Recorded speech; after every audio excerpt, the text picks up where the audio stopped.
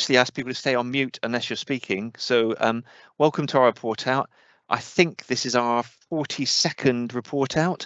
So we've got some nice nice updates today. And I just want to welcome a couple of visitors. I think, Melanie, you've also got Liam on the, is Liam in your team? I see Liam Priest from Sandwells there as well. And we've got some people from around the trust, which is really great. So welcome, Melanie. I hope you enjoyed the session, and Liam from Sandwell, and I hope you've enjoyed the last couple of days. Can't speak. We have, Richard, thank you. It's been absolutely fascinating and really inspiring, so thank you. So like all our updates, when we do these, we try and let the speaker have the floor for their session. We really like you to use the chat if you can, please. So either in terms of celebration or questions, and please use the chat to get a bit more at the conversation, because if they can't answer you during the session, they'll probably follow up as soon as they finish speaking. I will probably direct a few questions, and we like the questions to be exploratory and add value. We don't tend to dig through their project too much. We just like to enjoy it and celebrate what they've achieved. So I'm trying to think, what's the next slide, please, Bryony? So just remember all the work we're trying to do around our People First work, which is driven by the teams, is help develop our quality management system and build an improvement culture. Can we have the next slide, please? Remember our three key things I hope you spot in the presentations today. So enabling staff to be involved in improvement and the respect for them, making sure we value what happens for patients and wherever possible involve them, and really enabling teams to drive improvement, because we know actually loads and loads of brilliant ideas out there, and if we can allow you to get on with your ideas, we know we're going to be fab, don't we? So it's great. So next slide. And just a reminder, the things that we do when we come along and help some of the teams, and I think you'll see lots of examples in the presentation today of nearly all these elements of practice. So I won't go through them now because most of you have been through them before, but I hope you'll see some reflection of all those in the examples you see today. So next slide, thank you. So we've got three proper updates, but also we've invited pharmacy to come and talk about their attendance and presentation at National Conference today, because it's all about their development and improvement work on strategic work and their use of People First and some of the techniques, and also just brilliant staff engagement. So so they're also doing a section today. So first up is Vicky Isaacs with her practice coach. So next slide, and off you go, Vicky. Hi, I'm Vicky Isaacs. At the time that I did this project, I was the support manager for haematology and immunology. So the project that I was working on was to reduce coding delays on Birch Daycase unit. After an analysis of the data, we established that typically the coder spends 2 hours and 2 minutes on the unit actually coding daycase admissions. And on average, 9 patients per day were being admitted and discharged from the previous day when the coder had actually started coding on the unit, which was just in building a delay and making the coder spend more time on the unit than they actually needed to spend. So the aim of the project was to reduce the time that the coder spends on the unit coding by at least 10%, with a view of giving that time back to the coding department so they could repurpose it for other work. Next slide, please, Bryony. So I worked with the team on Birch, which included the nursing team and the admin team, and we used a variety of tools that you can see in the presentation to understand the problem and possible causes for those problems. And one of the things that we found particularly useful was the use of the 5 whys, which actually I think we ended up going down to 6 to really identify the problem. Or the cause of the problem. So after that analysis, we just proposed some really simple changes to try and improve the situation for the coders as well as the team on Birch. The first one that we did was just to add a box to indicate whether a patient's had treatment during their stay on the unit. So it was literally just a box, and they just had to tick it if the patient had treatment. The idea behind that was just so that we could capture the ones that were admitted into the unit as an outpatient, but subsequently had some kind of treatment such as blood transfusion, which the coders needed to be aware of. And the second change that we made was just to introduce the morning checklist for for the ward clerk, so that they knew what was expected of them when they got into the unit first thing in the morning. And both the nurse's daily sheet and the checklist are very visible on Birch. So if you go up onto Birch and you go to the nurses station, you'll see the daily sheet. It's on the nurses station every morning. It's printed and put there. And the checklist has been included into the manual that the ward clerks use to sort of know how to be a ward clerk on Birch. Next slide, please, Bryony. So after the implementation of each of those changes, I monitored the effect on the two areas that we were trying to improve. And overall, the average that the coders also the benefit that we had. So on average, the coders at the end of the project, the coders were spending 25 minutes less each day coding Birch's admissions, and 4 more patients were admitted and discharged before the coder arrived onto the unit. And more than likely, a lot of that work was being done on the day as it should be. Following this, I've asked, just because I'm not there in the unit anymore, so prior to this, I've just asked the team for some feedback as to whether the changes that we've made have been sustained.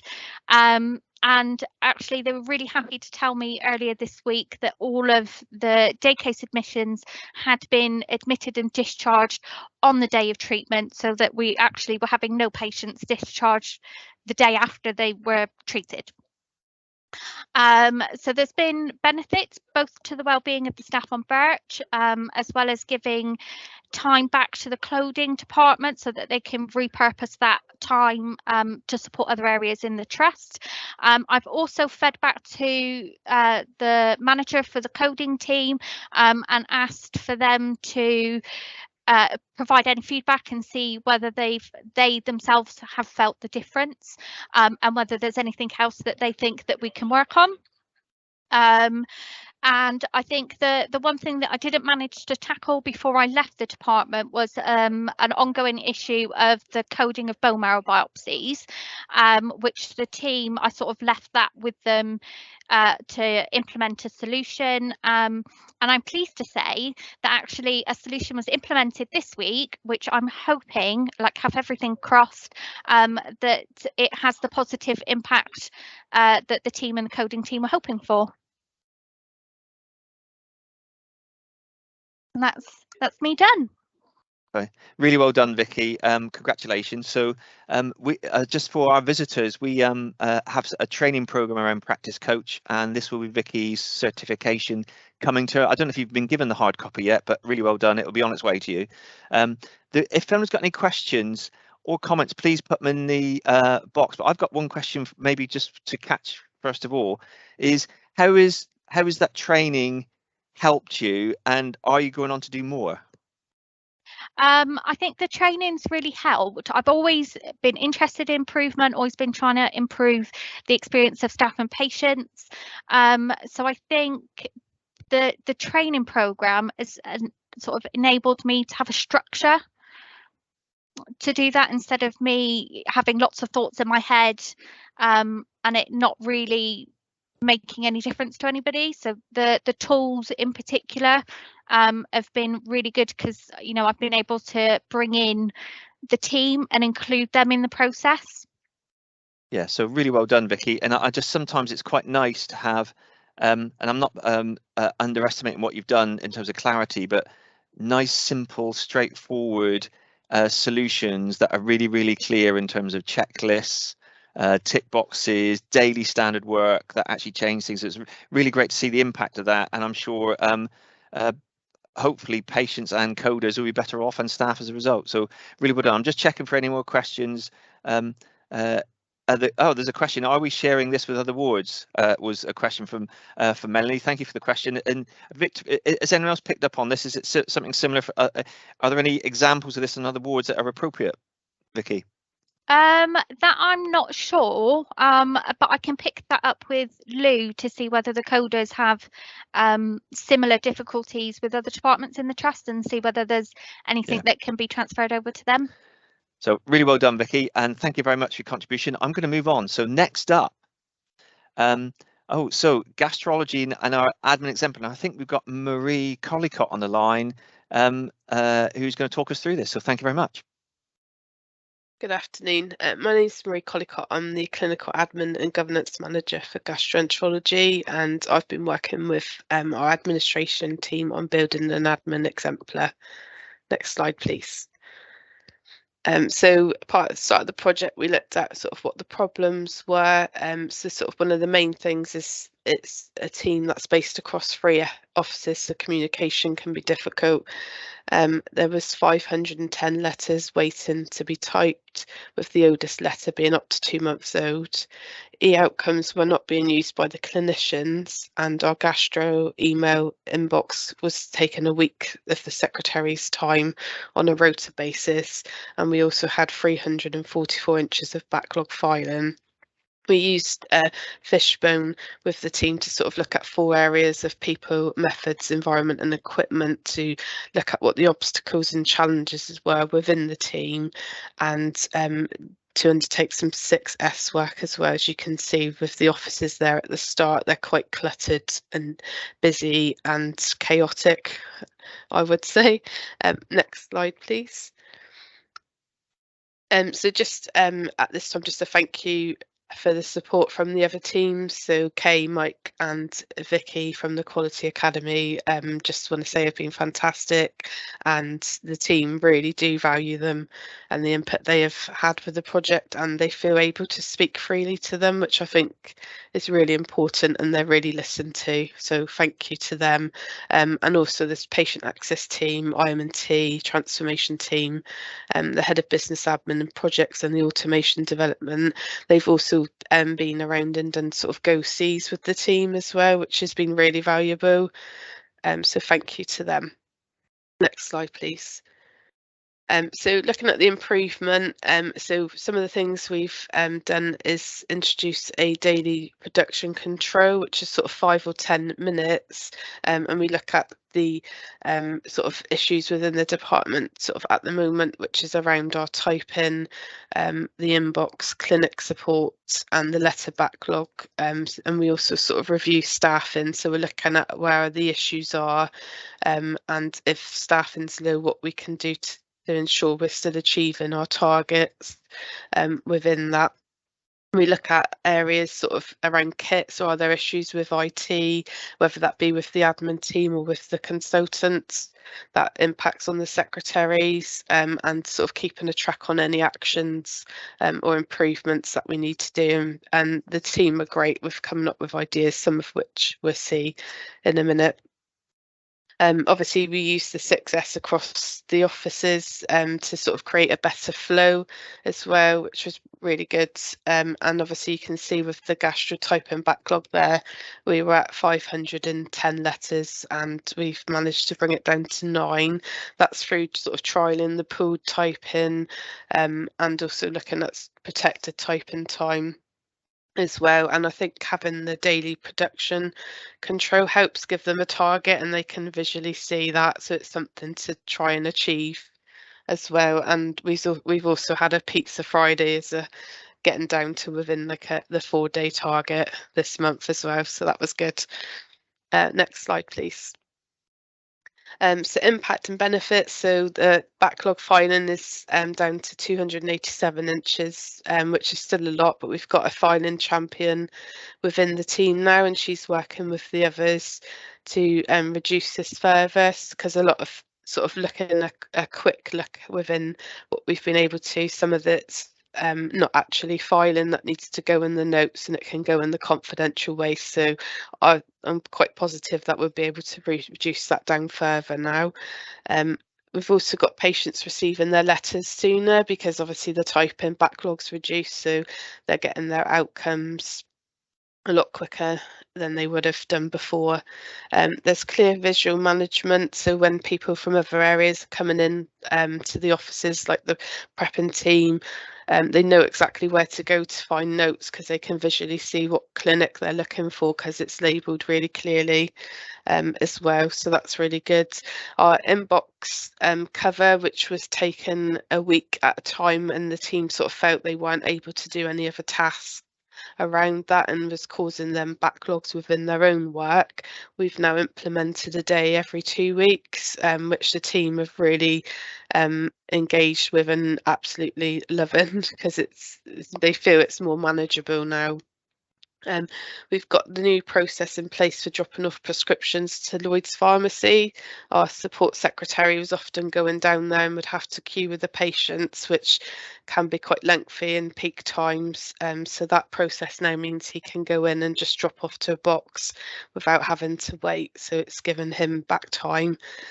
We've also introduced a daily protected typing time, which they were sort of hesitant, I think, because they tried before, but being quite clear with them that it's, you know, if your typing's up to date, it's your PTOs, and they sort of know actually it's not just it's protected time as well, and they're actually finding that really good.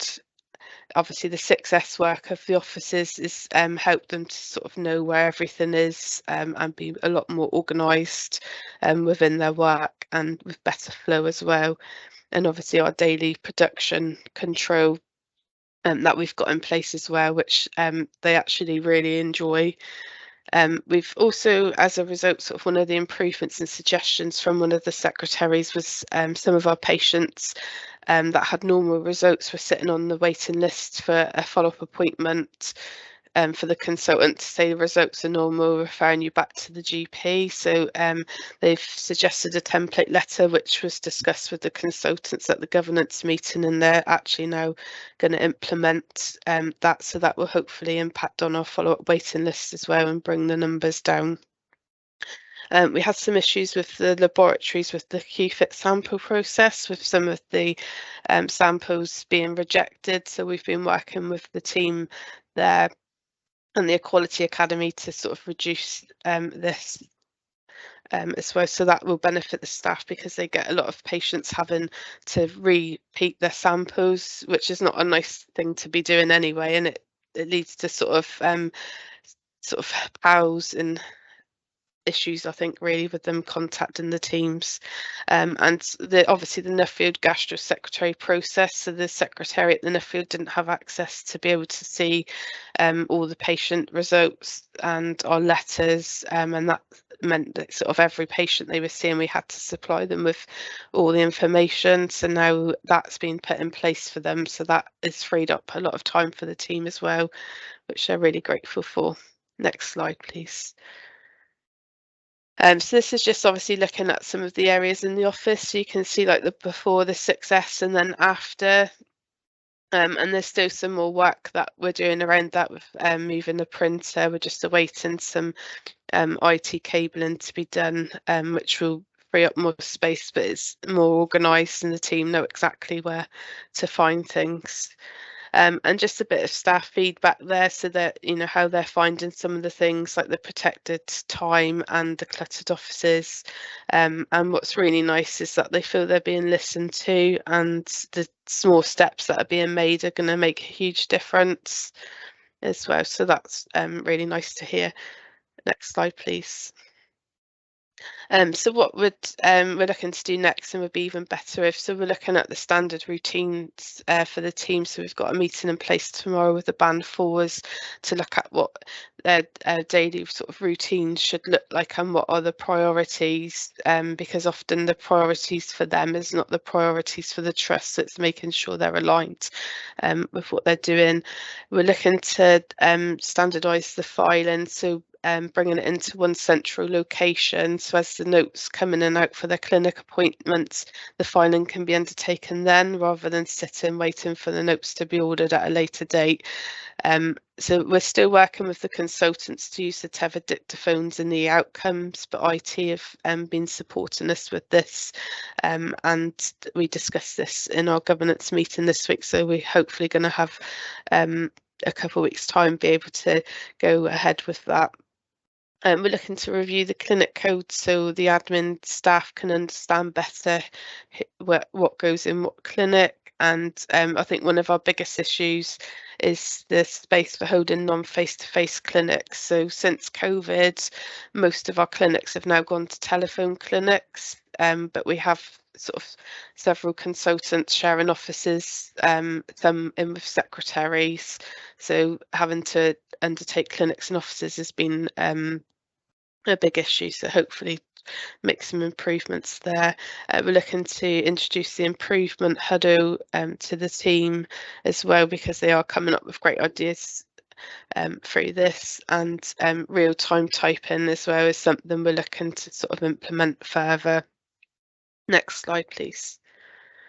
So just sharing best practice is just sort of engaging with staff on all levels. So the consultants are actually sort of aware, we've discussed with them in the business meeting, keeping them informed of what's been going on as well, and they're able to sort of come along as to production control if they want as well.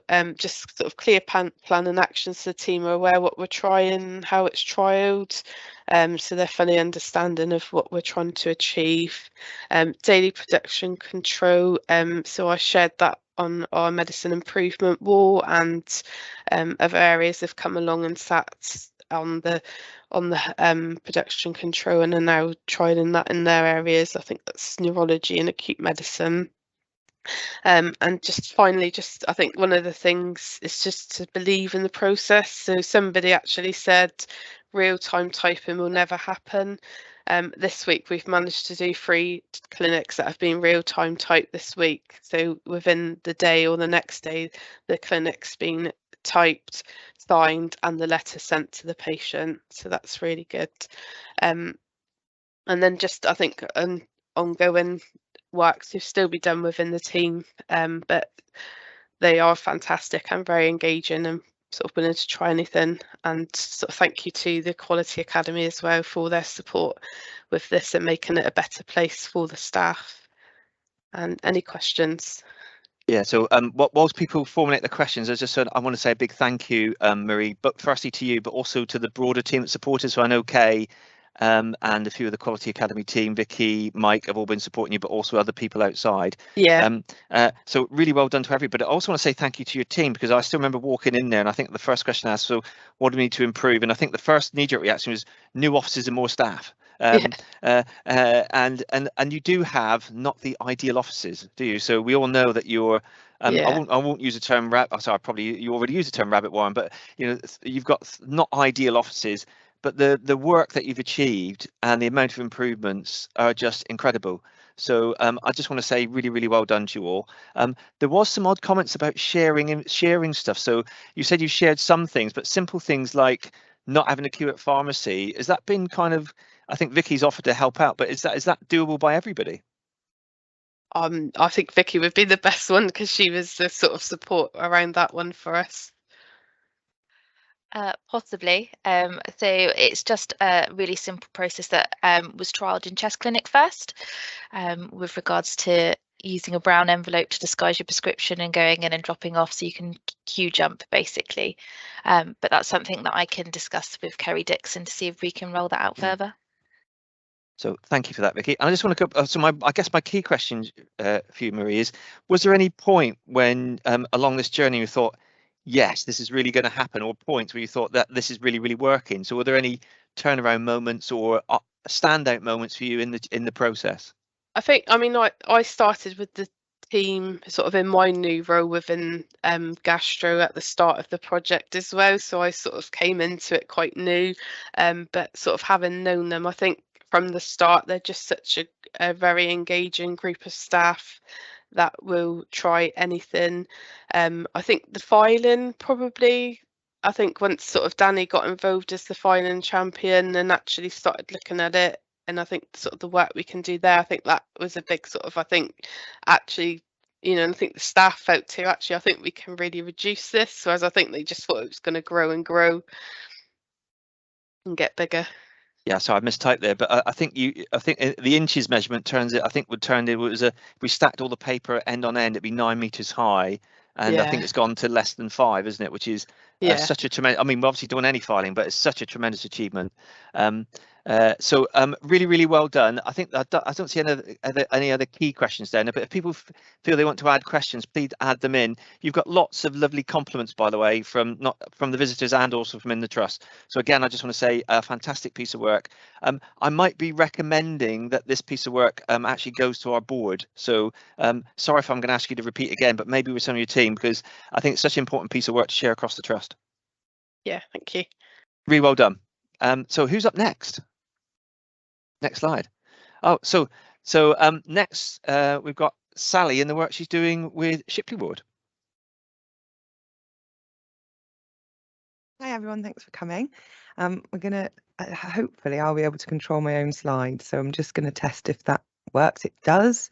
Good. We'll go back one. So my name's Sally. I work in the Quality Academy with Richard and the rest of the team, and this project is part of a wider rollout around the trust of standardising routines on wards, but it also makes up my practice coach project. So this is a slightly more in-depth look at how we go about changing practice on ward. So we started with the problem. So I'm gonna this will be quite laid out as our 8th step, which is the sort of the way we report on a project and the way we plan a project. So I'm going to report as to the sections. So our problem that as we identified it was that as a patient, I might have my treatment or discharge delayed because there are unclear ward routines on Shipley. Now, this was something that we were seeing around the trust, and we did some work on that and looking at how long delays were. So that's what I went in to do. And the current state is that out of the 7 areas where we were hoping that there would be routines or standardisation in place, when I went into Shipley, there were 1 that they were really consistently achieving. It's not that they didn't ever do any of the other things, but we were looking at consistently achieving this. And alongside that, I looked at some of the data that they had for their ward, and a lot of what we were doing this work for was to facilitate early discharge to help with flow through the hospital. So we looked at length of stay and discharges before 10 o'clock. And as you can see, this was the period up to the 24th of January. And early discharges, there were 5 days where they discharged patients before 10 o'clock in 6 weeks. And in that 6 weeks period, their average length of stay was 8.15 days. And from all of this information, we looked at what we thought I might use as a goal. And rather than looking at a specific target for a reduction in length of stay or reduction in discharges, we stuck to the main purpose of the work, which was around ensuring that there were this standardisation of routines. So my target, my goal was to look at how we could implement and maintain the trust standard work for wards so that all inpatients have a clear plan for their stay by the end of April. So, analysis of variation. This is the bit of the project where you look at what is causing the differences that you're seeing on a day-to-day level. And what I decided to do here and what I decided to talk to you about, a lot of what we were doing was what are the barriers to implementing some of this standardisation. So one of the big things that we were looking at was the standardisation of the MDT or the board round that happens daily. So this is a fishbone diagram that I did about what the barriers were to holding an effective and efficient ward MDT or board round. A fishbone diagram is sort of where you put down all the different things and then you look at how they fit into categories and see if there are any of those things that you can then address. And I find that it's a really useful way to help me sort through all of the things that I'm picking up through all the various ways that I'm interacting. So be that through data or go-sees, observations, discussions, that kind of thing. So what I've colour coded mine, and this was something that I did on my 8-step just to keep track of where I was at with it. So the 8-step should be a working document, and this is how I worked it. So the ones circled in green are ones that I feel that I have currently addressed and we have made some changes for. The ones in yellow are the ones that I feel that we are in the process of changing, and that with some of the additional support that I'll give following this project, we will get that in place. And the ones in red are things that are maybe a little bit beyond the scope of this thing, such as, changing clinical systems so that there is one system they can use rather than 7 systems. That's a bit beyond my remit. So we've left those ones in red at the moment, but maybe there's a trust-wide piece of work to be done. And I think that, we all know that there is some trust-wide work going on systems. So that's my fishbone. And the key things that we've done there are about not all key staff attending, the individuals arriving late and delaying the start of the meeting, the space around that, and the IT equipment that they had in the office. So they're the ones that I've mostly covered. So from doing that analysis, I sort of proposed the work on the ward was to get the leadership team engaged, because I felt that actually this was a team that needed a bit better leadership, and that we needed to get that driven from the top, because there's some things that you can push from the bottom and some things that are better pushed from the top. From the bottom, then I worked with the ward staff to look at their routines and to try and hammer down what best practice was and what they wanted to happen. We looked at the space that they had. So, and we've just heard from Maria around successing a space, which is, tidying it and setting it so that it works and is the best it can be. We went a slight step further. We started on a success journey and realised very swiftly that actually there was maybe some work that needed to be done by estates. So we got estates involved in the end. But so we started as a proposal was around successing the space. Around looking at the junior doctors induction on the ward and whether or not that needed improving, and creating and displaying some visual management for bits of the equipment and the routines. From those proposed solutions, what I did then was meet with the hepatology senior leadership team and all of their consultants at their governance meeting, and agreed talk to them around the benefits that the ward staff would have if there was a set time during the day that the board round took place. Because what we were finding was the board round was taking place whenever the ward round finished, and the ward round finish and start time was impacted by other things that were going on the hospital, for instance, having to go and visit somebody in ED or AAU and that kind of thing. So what we found for the ward staff was that because they were delaying that, and sometimes that wasn't happening until late in the afternoon, that was having a knock-on effect on their day and the length of time they then had to do any jobs that arose from that MDT. So I spoke to them at a governance meeting, and we talked about the safety impacts of that and the impact that might have on delays to treatment and discharge. And they all agreed that they would have a 12 o'clock MDT regardless of where they were at with their ward round. And that was a real turning point for us. And they've been doing that since then. And it's not always exactly at 12 o'clock because there are always some things that might shift it around a tiny bit, but it's always roughly the same time. This means that therapies can attend, the discharge managers can attend, and we've got a much better meeting. And as I sort of talked about with the proposals, what we ended up doing was commissioning estates to refit the junior doctor's office. And that is work that's going to come up in the next month or so. And we're just removing all the desks, putting some benching in around, taking the photocopier out and some old disused filing cabinets out, and really opening up that space so that that is the most practical it can be for them to work out of.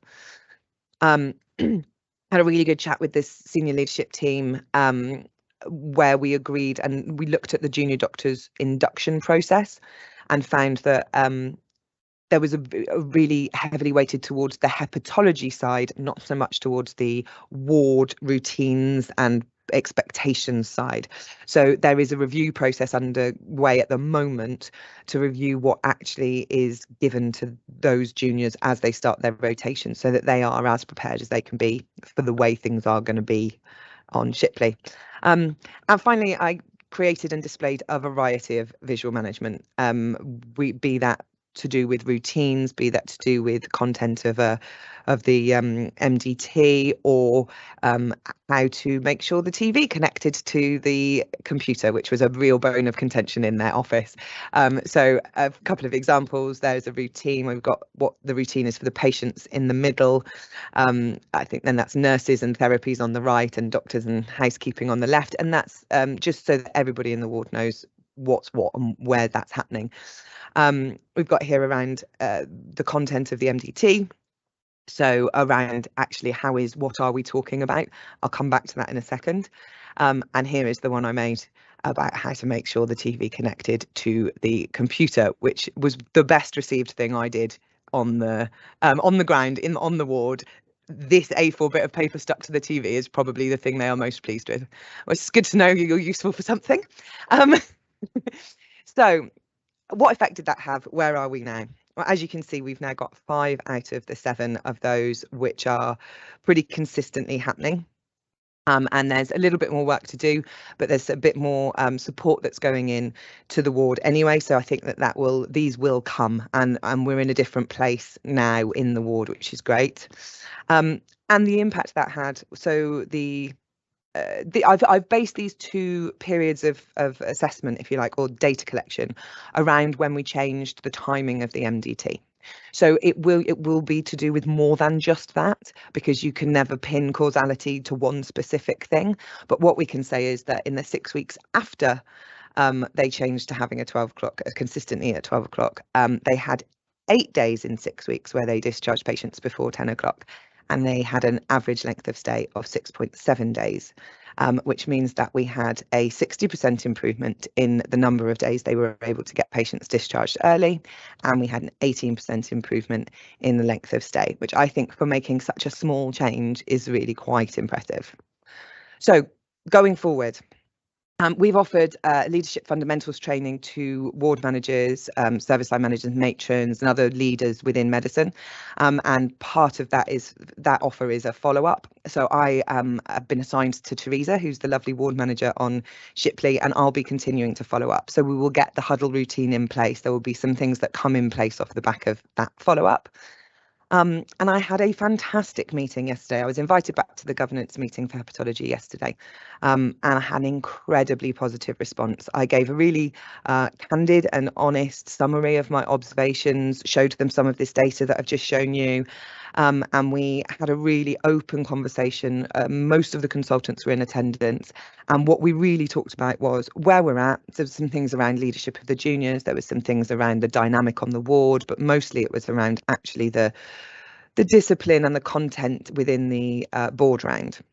They were really open to everything I said. I felt very well received. And what was great was the conversation was about, OK, yes, we can see that there are things that need to be better.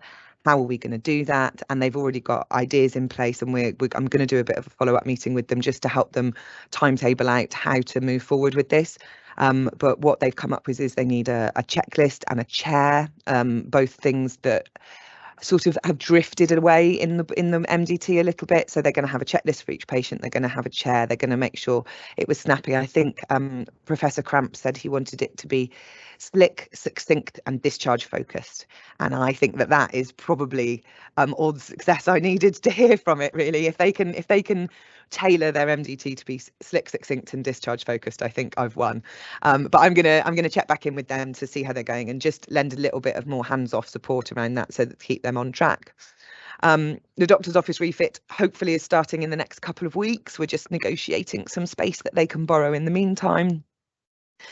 And the ward round, standardization of the ward round, which is this one up here, the protocol or shop ward round.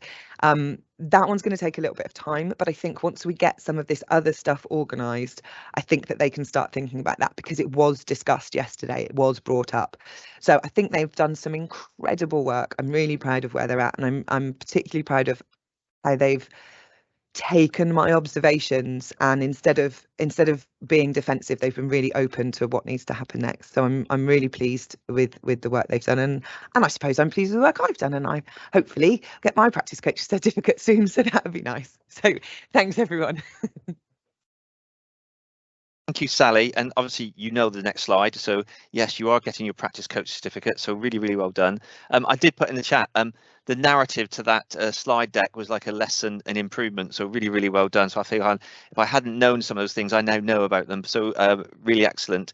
There may be some questions that follow up, but I've certainly got one. But I just want to say perseverance on this as well, because it didn't start well, this one, in terms of it was quite difficult to start. And I just want to ask you a question about, obviously you've got clinical engagement now, but what were the challenges on the way? Getting access, getting that initial access. And I think that what I've really learned through this, and you know, that is part of why you do your practice coach and why you go through this, is that actually I started off and got really good engagement on the ground and on the ward, but hit quite quickly it was obvious that I wasn't really going to be able to affect much change without support of some of the senior people that aren't permanently on the ward.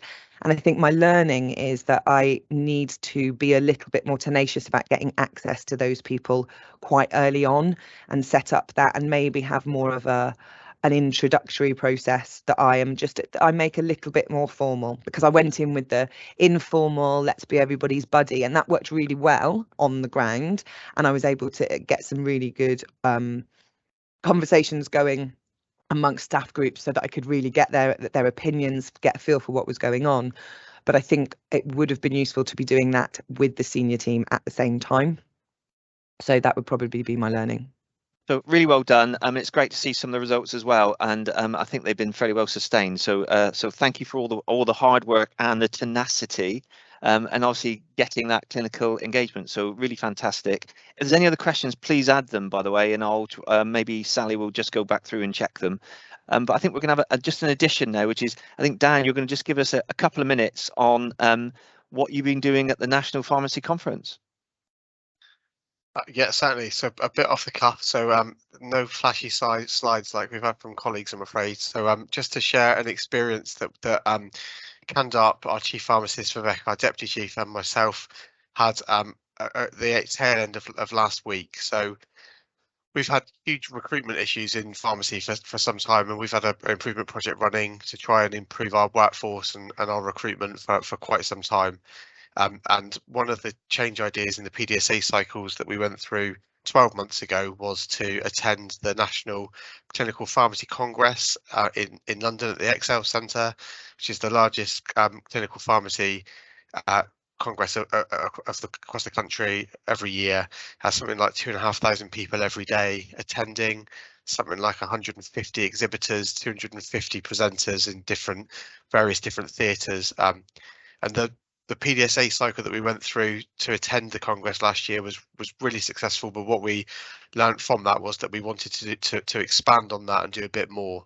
So this year we took the opportunity to put ourselves out there a bit more, try and build our brand and our profile, get ourselves a bit more well known. So we took the opportunity to have a number of speakers at the Congress. So we had in total we had 5 different speakers, and the 3 of us did a session in the technology and innovation theatre around our People First journey, and we were given kind of half an hour to present how we'd been doing, what we'd been doing, the impact it had made. We took them through the methodology of People First, all the different pillars that we'd implemented in pharmacy.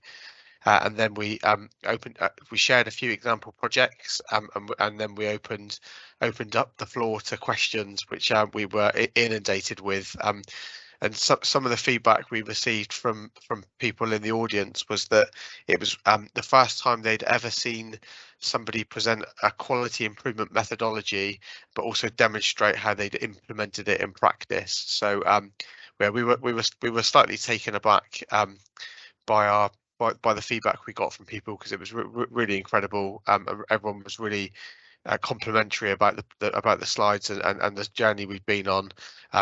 Apart from a few comments that we've had since we've been back about this photo, which are related to it being a really bad boy band of some description, but rather than about to present. So I'll take that though. That's fine. Yeah. So Dan, thanks for the update. And by the way, I just want to say how proud the trust are that you're out there representing us, but also we're so proud of what is going on in pharmacy. You know, so and it's really great to see a few heads up and I know it's really tough with not enough staff most of the time, and really challenging because we always expect TTA's done last minute, of course, and all the other challenges with other drugs and production. But my sense is, though, there's a lot going on, which is really, really positive. And I don't think you would agree with that, Dan. I don't know what your thoughts are in terms of how we're getting on. Yeah, completely agree. And I had the opportunity to spend some time with our colleagues from someone in Birmingham yesterday. They attended our big wall, and then we had a debrief afterwards. And I was sharing, it feels like we're at a kind of a tipping point within the department where, for a long time, it's felt like we've been pushing the culture, pushing the methodology, and it feels like we've reached that tipping point now where actually the number of projects we have is exponentially growing month on month. I think we had something in the region of 20 plus project slides updated at our big wall yesterday from across the department, being delivered from pharmacy assistants through to senior clinical pharmacists. So everyone in the team is really engaged, and we really do feel like it's starting to make a real positive impact now. Yeah, so thank you for the update, Dan. I think that's helpful for people to be impressed, but also to elevate their ambition and take some of the stuff to national conferences so that people can share and also learn. So can we just move to the next slide, please? So thank you, Dan. So just to let people know, we're expecting, I think, 6 reports on the 22nd of June, but also one following very shortly. There will be a theatre report out probably the following week. So hopefully Aisha, who has been our chief registrar, who's now actually been appointed as a consultant, is taking her practice coach topic on resus routines to trust, really important project. We've got a CATA project and something linked to pharmacy, plus 3 of our leaders from wards talking about leadership fundamentals training. So should be a really good mop-up. Before I finish, I just want to maybe allow Melanie or some of our visitors, if you want to make any comments or reflection, maybe I'll just go to Melanie. I hope that's been an enjoyable experience for you.